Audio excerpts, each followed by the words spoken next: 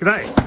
Lego Creator 3-in-1 flowers in a watering can set 31149. Looks like we can build out of this actual flowers in a watering can, birds on something or other with flowers coming out, and flowers coming out of a gumboot. This was $30 off the Lego website. Ultimately, we're going to keep it as a watering can, but we'll see how the other two builds go. Let's crack it open. 1, 2, 3 bags full with instructions for the birds, the boot, the can. Now that's a solid looking gumboot. Overall it's a solid yellow with a darker yellow stripe on the calf above the ankle here.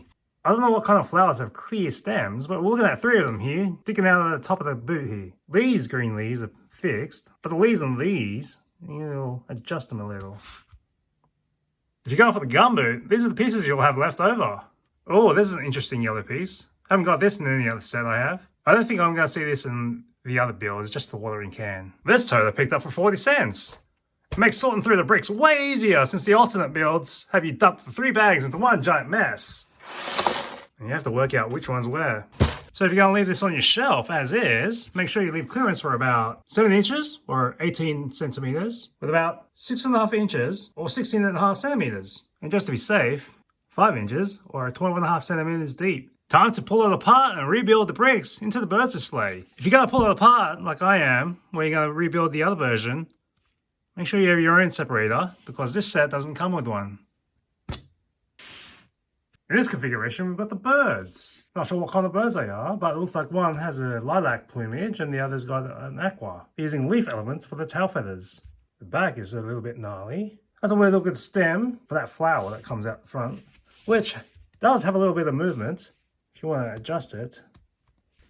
And these petals open, so that's nighttime. And in the morning, open up all the petals to catch all the sun.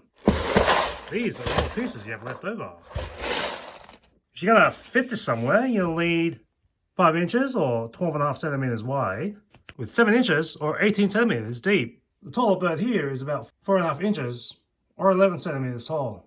These birdies are similar but not the same. Claws on theirs are coming out. Theirs are just sticking out there. This one's got a more robust feather on the side. This one's right against its torso. And the birds are easy to pluck off. You can switch them around. Probably don't want to keep it that. There's lilac is a little too close to each other. Break it up a bit. Or of course you can just change the flower to something else. Alright, let's pull this apart and make the watering can.